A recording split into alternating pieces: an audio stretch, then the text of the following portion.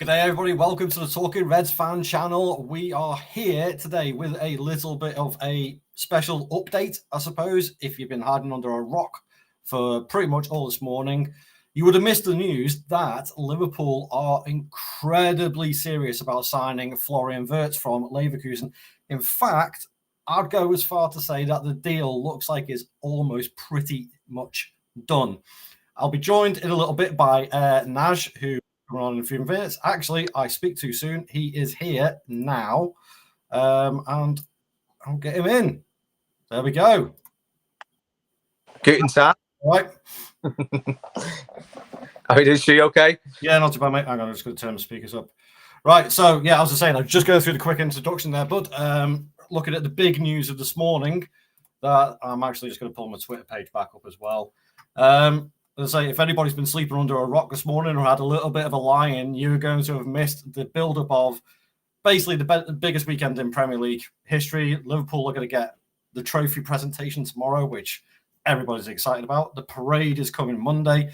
Everybody's super excited about that. But are we actually more excited about the fact that we could be spending well into treble figures on probably one of the, I'd say, top 5 attacking midfield talents in Europe? What's your take on it at the moment, Nash? I mean, obviously, I think me and Dale did like a podcast thing about 3 months ago before we even linked with Vertz or anything like that, and we were just like, "Oh, who would you want to play? You know, who would be like in an ideal world? Like, money's no object. Who would you like to bring in there?" I think it was like you had to pick between 3 players or something like that. I can't remember if I said Musiala or Vertz, but Vertz was the one in the end that come out on top. Yeah. From the thing, and I was like, "Listen, Musiala or Vertz would be unbelievable." But the fact that it's happening now, 3 months down the line, when we've, it's crazy. And I agree. Like, I think people are excited about obviously the parade and stuff. Like, I'm looking forward to it and stuff. But like, yeah, I think that just the fact of we're getting everything done so quickly as well. Like, no competition in a way. Like, there's been competition from Bayern, but you know, everything's like the best way to say it. Like, was all gutted about Trent leaving, the way he's left. You know, he's been not the best way he's left, and that was done and replaced and finished within 48 hours. Frimpong's in, Bradley's new contract. You know, we don't even really need a cam or attacking mid or no. And because Soboslai's got really good numbers this season, like against the big teams as well, really good, output. And like, we don't even need, I mean, it sounds weird, we don't even need Vertz essentially. But to sign Vertz, that is like, wow. Like, he is, like you say, one of the top 5. You know, easily top 5 talents in Europe at the moment. One of the best players in the world at the minute already. Yeah. Literally that good. And it's wild that I think, we're in this position. I've been so pessimistic about it. I think we all are. We've all been stung far too many times. But the fact that he's actually coming in, it's going to happen now. Like, I don't doubt it. Like, that's far it is. Like, the way Fabrizio Romano, like, he never pins tweets unless they're going to happen. No. I think for me, it comes down to a couple of things. Like you say, it's very pessimistic at the start. I mean, it's fantastic that we're getting our business done early. Bradley's contract, Frimpong coming in. The Frimpong thing actually, I think, has worked massively in our favour for this transfer as well, because by all accounts, Frimpong and Vertz are really, really good mates. Obviously, the teammates, but apparently, personally, they're really good mates off the pitch as well. Along with, from what I read, Vertz had a chat with Slot on the phone a couple of times, as well as obviously the family coming over. By the looks of it, they've been on like a massive charm offensive more than anything else to say, look, this club is not up and coming, because Liverpool's massive. We are Liverpool. We are one of the biggest clubs in the world. It's not to say we're up and coming, but it feels like we're on the cusp of starting maybe another era of domination. But to do that, we have to spend the money on the biggest talents in the world. And we've been saying that for years. Like, sort of, are FSG ever going to put their money where their mouth is? They threatened to do that with Caicedo last season. It didn't happen. And it's gone through the season where we've all cast our doubts back onto them a little bit. But now, and from what I understand from a couple of other rooms, this isn't going to affect spending on other players. Is this FSG finally putting their money where their mouth is and satisfying the likes of us fans who are always a bit more 50-50 with them? Oh, I mean, listen, I'm probably not the biggest fan of FSG. I'm going to be honest. Like, I mean, I can't disagree. They've not run the club well. They've run the club well. I can't disagree with that. Like, and we've not been in debt. We've been very, very sustainable and played at a very, very high level for a long time. Yeah. Obviously, I think probably most of that's down to Klopp. Like, I can't think, if we'd have got another manager in, would it have been the same? I don't think so. But I think, now it's almost like, we have to do it now. Like, they've got absolutely no excuse not to back on a slot. Like, you look at it from a business point of view as well. We signed Salah, we signed Van Dijk, look towards the next 5 years. Florian Wirtz 22. A lot of that Liverpool squad's pretty young, apart from the, Van Dijk, Salah, Alisson. Yeah. I mean, I don't think it really matters with Alisson, but again, we've got Marshall. But if you look like 5 years down the line, that sort of this signing of Vertz sort of shores us up for 5 years, and the spending of the money now shores us up for 5 years.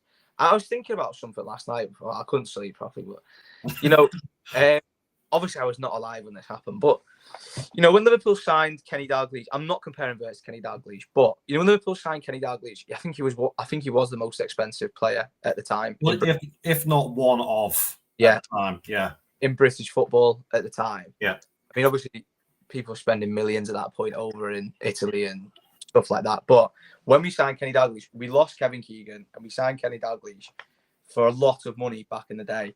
But that was because we was trying to continue with the trajectory that we was on. Well, we were on top at that point. Yeah. And we wanted to carry on. Yeah. And this is what I've wanted us to do with FSG for years, because we had a generational manager in Klopp, he come in and turned all our fortunes around. And he's the way Klopp didn't get backed after winning such humongous trophies was criminal. Like, and that was a massive complaint from all of us that you didn't get backed. Like, the one that always gets me was I think after we won the league, we did sort of get back. We brought Thiago in and stuff like that. I mean, it wasn't for massive money, but we did bring in world class talent, which I can't complain at that. But the season before, we won the Champions League. I know we won the league after. It sounds me crazy saying this, but we won the Champions League. We signed Sepp van der Berg and Harvey Elliott. It's not good enough, really. It's not decent enough investment when you look at it in hindsight. No. And Sepp van der Berg, we made money on him. Harvey Elliott, we're going to make money on him when he does leave this summer. Elliott's been good for us. I'm not going to write him off. He's not been a total failure or anything. He's been good for Liverpool, but we should have been really looking for future-proofing over the next 5 years at that point. We should have been bringing the Firmino replacement. We should have been bringing in, we didn't. Okay. And we only sort of spent money when we have to, when we have to, when the midfield rebuild, 2 seasons ago, we had to spend that money or we had no midfield. I feel like very reactionary, but now this is planning, which I like the planning of it. Now, okay, I'm just having a look at the comments. We've got Damo's in the comments. He's keeping a look on. Hey, Damo. And also, Sir Scotty has asked, hi, guys, I'm new, but when do you think we'll get a Here We Go? I don't personally think we'll get a proper Here We Go until the trophy presentation and that is done. Late Sunday evening, maybe Monday morning. Roundabout there. That is what I'm thinking, because more focus is going to be on the trophy lift, the celebrations, all that sort of stuff. And I don't think they really want to take away from that too much. That's my thinking anyway. But also, actually, just a little bit of breaking news here as well. Mo Salah has gone and done it again. He's only got another award in his cabinet. So that's the Football Writers Award that he won the other night. Yeah. And he's just been voted Premier League Player of the Season as well. So he's got that into his trophy cabinet as well. Fair play to him. He deserves it. 37 matches, 28 goals, 18 assists, and hopefully another 1 or 2 tomorrow. Fingers crossed. I want him to get that record because I know he wants to. He deserves it for the season he's had. Honestly, I feel sorry for him at sometimes, like, because he should have had a lot more assists than he's had. Prime example was the last match. He should have finished that. I could not believe he missed that, to be fair. But anyway, back onto the Vertz side of things. So we have Vertz virtually looking like we are going to be round about Monday time announcement. I don't think there's going to be any complication in the financial details or anything like that, because it looks like it's just moving along very, very smoothly. But that being said, we still have other options that we need to fill gaps in our squad and strengthen. But with the signing of Vertz, and by the looks of it, it's not going to detract too much away from our financial clout that we have. Who comes in next? Is it going to be a striker or a left back or a DM? Me personally, I think it's going to be Kirkes next. I think that one has been ticking on in the background. By the looks of it, again, it's more down to the financials of splitting the payments down for him and things like that. But the main thing is that we need a scoring striker. So we have the likes of Alvarez, Isak, etc., etc. Who are we going to get? Who would fit this formation now? Bearing in mind, I'm thinking Vertz is probably going to be more of a 10 or a false 9. Again, do we have a striker partnering him, so to speak? Who do you think is the most likely at the moment? I think there's been contact with Alvarez. There's got to have been. By all accounts, there's meetings next week, apparently. His agents are coming back over to England to meet with a couple of clubs, including ours. So, I mean, to start not down to like we are a good project coming to them. Like, you know, Arne Slot's come in, won the league in his first season. Like the players we've already brought in, you know, signing the best players that we've got on to more contracts, larger contracts, shall I say? You know, that's like, well, this is a stable club. This is a stable team. This is going to be a team that you're going to go into and they're going to win things. You know, I think it'll be Kirkes. I agree with you, it'll be Kirkes next after that. I think there's no problem with that. I think obviously Richard Hughes has got a major ties to Bournemouth. I think that's done pretty much. Yeah. I agree on that. Yeah. Regards to a striker, the Alvarez. There's obviously, like you say, there's been the meetings been scheduled for Alvarez. I think the issue is going to be with Atletico, not the player, because I think I've heard like reports that he's not settled in Spain. He doesn't want to be there.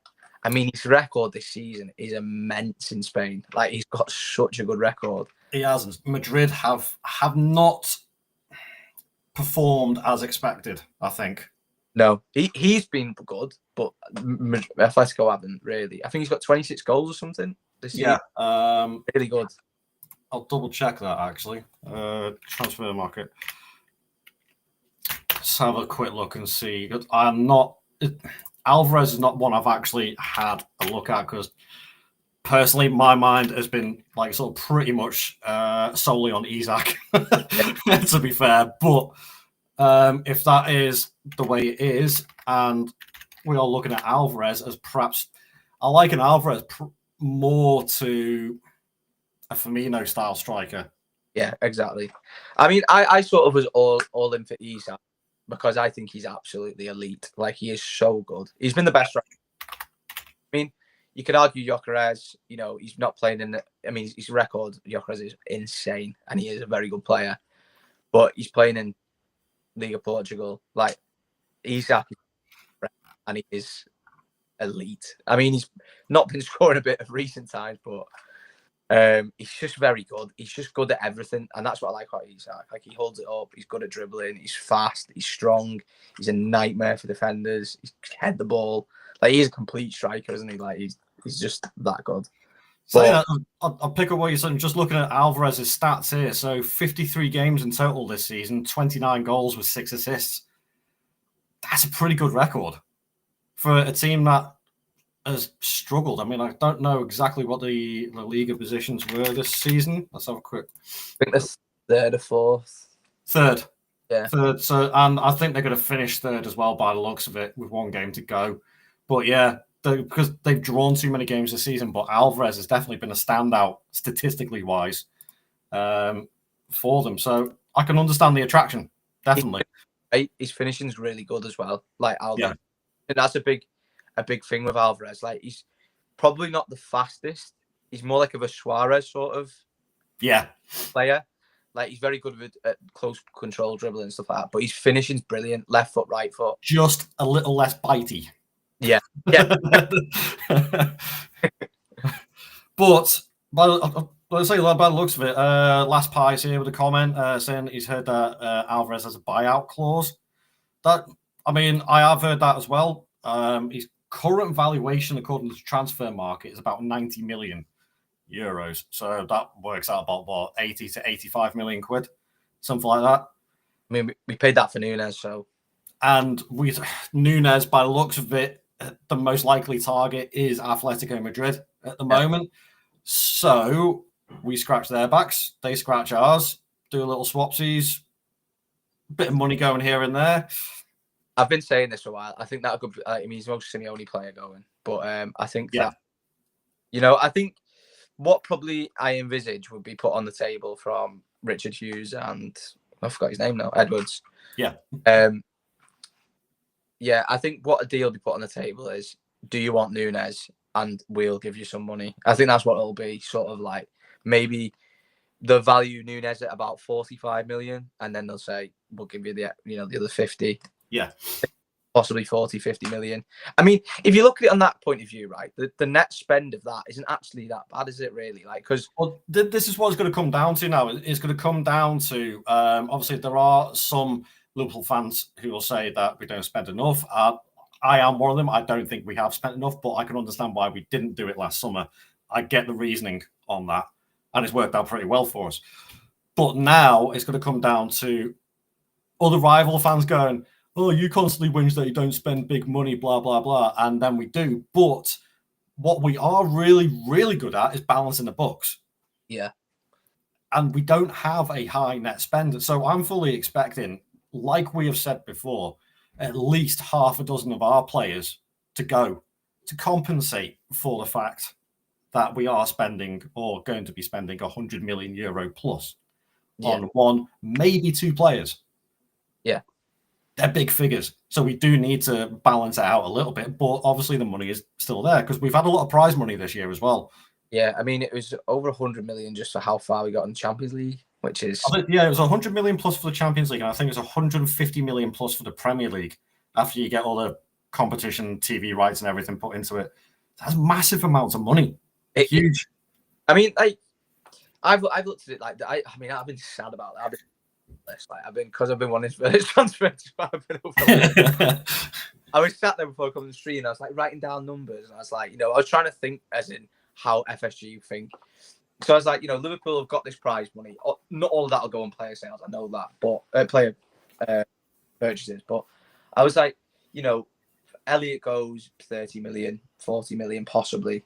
Simicast, I think he goes definitely 10, 15 million. Kelleher will be another one around about the 25, 30 mark, I think. I think I put Keller as 30. So I was talking it up, like Nunes 45, 50 million. Jota, I think Jota might stay. Just I have a little feeling. But I did put Jota down. I think you probably get 25, 30 million for Jota. Tyler Morton's probably another 10, something like that. Yeah, and then there was I think I put Ben Doak down as well for leaving for 15 million. I think he'll probably leave, because Crystal Palace offered us 15 million, didn't he? And also, as somebody, Tony Steele here has just put a comment in saying, totally agree, we'll be shifting out a few players, Nunes, Simicast, Kelleher, Elliott. But let's not forget, Barcelona's interest in Diaz. Yeah. As well. Now, I know Slot palmed that one off quite wittily yesterday in his press conference. After he got posed a question saying that Deco apparently admires Diaz, and he turned around and goes, well, I admire Yamal and Rafinha. I mean, we can admire who we want. It doesn't necessarily mean that we're going to sell them. Yeah. But at the same time, we have said that Diaz is one of those players that, although he has been very, very good for us, his stats are very good, overall, he is still a player that could be replaced. So he's a player that definitely could still go. Yeah.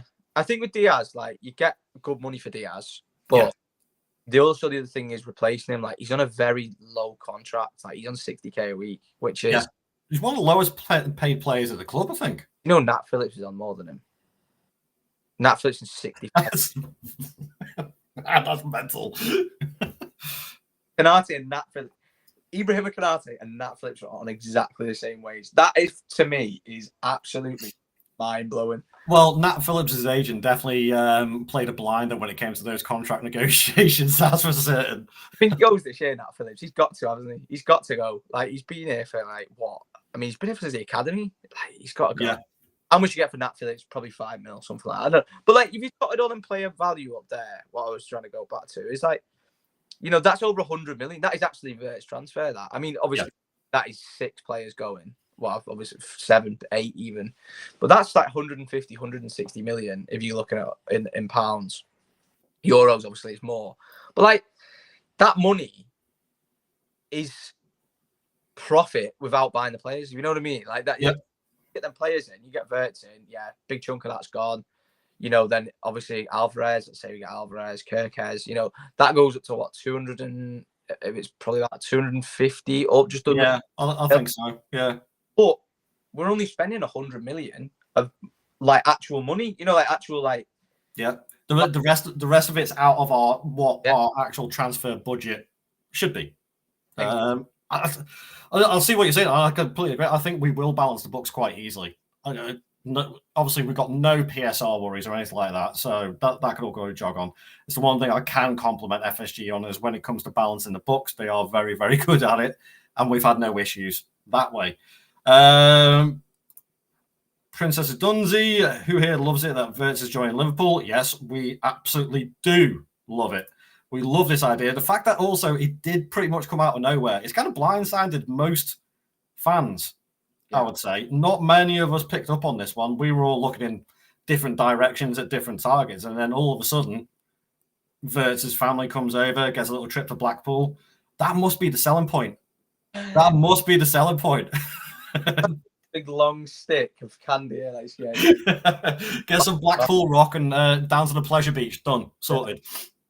It's a hell of a sales pitch. It slows down at the minute, though. You can't go on that. Oh, yeah. Well, that's good. Also, I'd just like to say thank you very much to everybody who's watching. We are up to 110 live watchers at the moment, 22 minutes into the video, which is great. Please don't forget to leave a like on the video and subscribe to the channel. We are on our way to 500 now. We are rocketing up the subscriber count.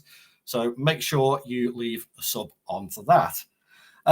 Just having a quick final scan of Twitter to see. I'm going to refresh it to see if anything else pops up. Doesn't look like it. Yeah, I mean, it's just the same stuff. Vertz has given his word to Liverpool. Everything is unfolding very, very quickly by the sounds of it. And it's near enough almost a here we go. Almost there by the looks of it. Non-LFC related news, though. Rodrigo. Apparently his wages are proving to be a complicating deal for Arsenal. He's asking for 175 grand a week, 10 million. Yet, how's that difficult for Arsenal? Do you know what? There was a thing about Nico Williams. Yeah, not the Welsh right back, the other one. yeah, the Spanish Bilbao player. Spanish Bilbao player. But yeah, he apparently wanted like ginormous wages off Arsenal and took like 300 grand a week, something like that. And then that's why they're not pursuing that anymore. That's why they got onto the Rodrigo sort of thing. I mean, if Arsenal get Rodrigo, it's a brilliant signing. However, they still need a bloody striker. He is not a striker. You can't play him up. He's a great winger. And I think people don't look. He's not actually a massive. He's not a really big goal scorer, Rodrigo. He's more of a creator as well. Like people don't really see that, but he is a creator. Which Arsenal have got great creators in the team anyway. But personally, I would love to see Rodrigo in as Salah's replacement. Yeah. I just don't think I don't think that would be something we look at yet. I think No. that's 2 or 3. No, I'd personally, it's either that we go for somebody like Rodrigo as a replacement direct for Salah, or we find like sort of the next youth talent and get them in and train them up in what Salah does, so to speak, and get them to learn off. That's probably the option that I would be happier with. I think Rio's be the one learning off him this year. Yeah. I mean, I've got inside information. No, I've got a lad who plays for Newcastle who comes in my streams, same age as Rio and stuff. And you know, I always chat to him. He's a good lad. He mates with Rio, and I was talking about, you know, next season, because I think they're the same age. You know, to get the pros. Yeah. When they get the pro contracts, you can obviously play a bit more.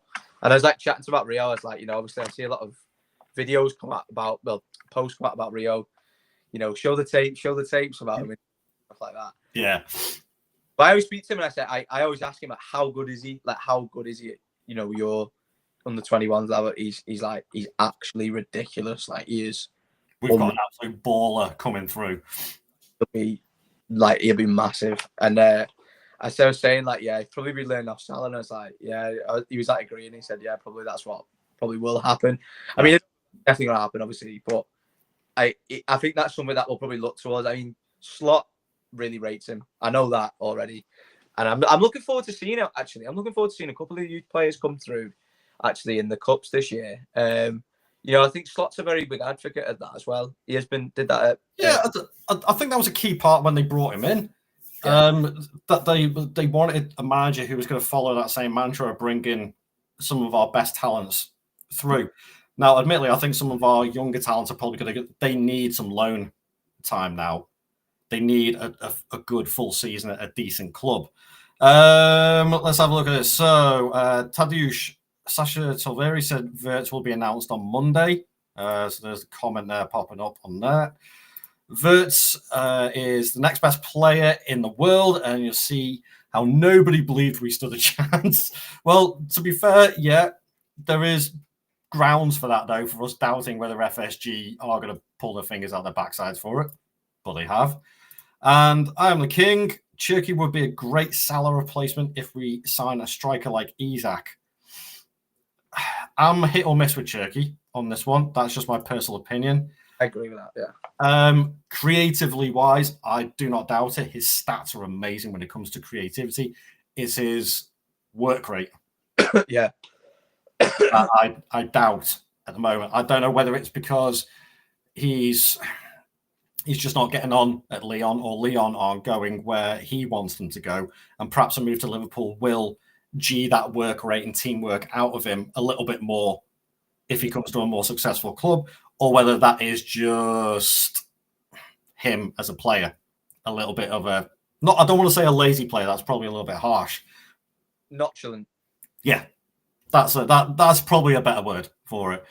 Tadeusz, let's see what you got here. I'm having transfers are processed quickly. That's exactly what we said at the start. The fact that we are rapidly going ahead with the likes of Kirkes in the background. We've got Frimpong done. Vertz looks like it's going to get done by Monday.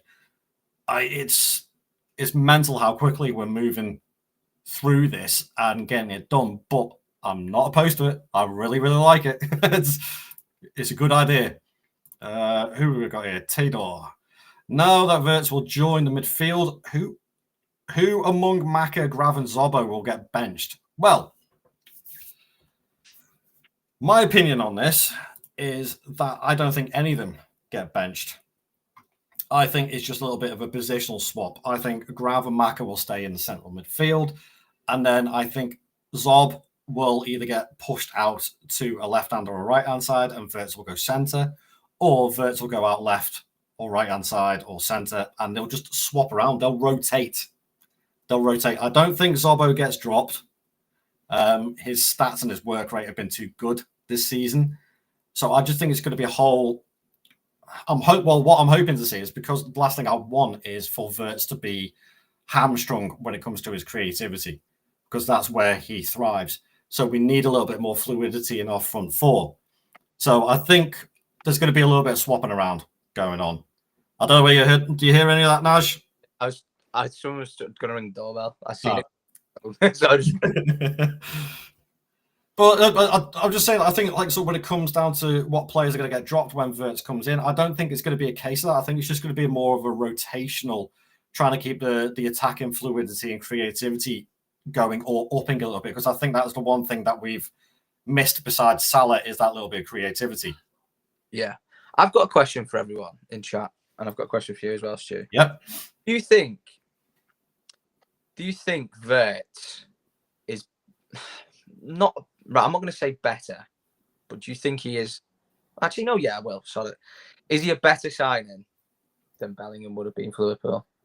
Ooh. Slightly different style of players.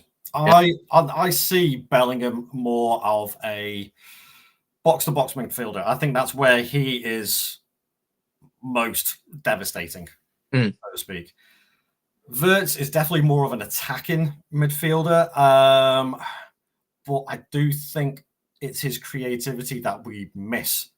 It's the one thing I've picked up on all season is sometimes when we just get stuck and we don't know quite what to do, and Salah's not been quite at it in a game, we just kind of miss it. It's like when Elliott comes on, he has that eye to just open things up a bit. That's exactly what Vertz does. But sad to say, he does it a little bit better. I think with Vertz as well, like one thing I really do like about Vertz is sort of like, you know, a lot of teams now don't really. I mean, I'm going to use City's example. You know, Jack Grealish was renowned for being like an absolute menace at penetrating the box. Same with Foden as well. And like Pep sort of coached that out of him. He sort of doesn't want him to do it. He just wants him to go to the wing, pass it. What I kind of like about the Vertz signing is like them low blocks and stuff like that. We really struggle with them. We have done. Oh yeah. What Vertz is really good at, if you've watched him, is just driving into the box in the centre, like driving at the two central defenders. Like I mean, you see the clips online and stuff like that. He makes him look silly because his ball control is so good. I've watched a few Leverkusen games over the last couple of seasons. Yeah. And he just rips them apart. But it's like it's almost like you don't see anyone in a top team doing that as much anymore. You know, as an attacking midfielder, like as a second. I mean, Yamal does it, obviously. Rafinha's done it a lot this season. Salah obviously does it from the wing. I'm talking about a central cam. I mean, Szoboszlai doesn't really do it. He does it sometimes, but actually, I see Zob more again as a box-to-box midfielder. He's not a center. He's not a creator. He's good at. Do you know what he is? Very good at arriving late, Szoboszlai, and then making them runs into the channels. I love that about him. Like, he's a box-to-box. That's what box-to-box midfielders do. But Vertz is something else. He's just different. You know, you can compare Cherky's a bit like that as well, actually. A bit similar to Vertz in the fact that he does do that. Like, he just dribbles into the box. Like, I mean, it's like, it's one of them things, isn't it? Like, you know, if you play football, you know this. Like, if you've got someone who's like a really good cam, who's not just like good at the passing, I mean, good at like driving into the box with the ball at the centre back. Technically, it's actually the easiest thing to defend because you just drop and then one comes out. Yeah. But if you're elite at doing that as a cam, it puts that doubt into the defender's mind, and that's is what he is. Yeah. He is elite at that already. Yeah. At the ripe old age of 22. Yeah. It's ridiculous. So just go through. I'm going to wrap it up in a minute or so. I just want to say thank you again to all the viewers, and also a very nice little comment came through for us from Abdul saying, you guys are intelligent, well presented, know everything about football, professional and educated people. Keep it up. Knowing everything about football, I'm not going to say I know everything about football, but thank you very much for the compliment. It's very, very nice to hear. I'll frame that and put it on my wall. Tell me missus. I got my missus looking at me going, what? Just a final little point here from I Am the King, Angelo Stiller. I've said this all along, Angelo Stiller, for me, is a fantastic option to rotate around with Grav. And I think that has to be, he's my top DM target for this summer. So I completely agree with that. Keep as well. But yeah, he's got a release clause of about 40 odd million, I think it is. So again, it could be another like Macca deal. That'll be immense. But also, here's a little weird one for me, although I don't know how true this is. Apparently, Florian Wirtz's idol at Liverpool was Luis Suarez. So take that as you will. Sort of fits the age, doesn't it? The age profile. Yeah, it does. But take that as you will. I'm going to leave it there. Thank you very much for watching, guys. Thank you very much, Naz, for joining us on this one. And yeah, we will end it there. And don't forget to like and subscribe to the channel. We'll see you next time. Ta-ra.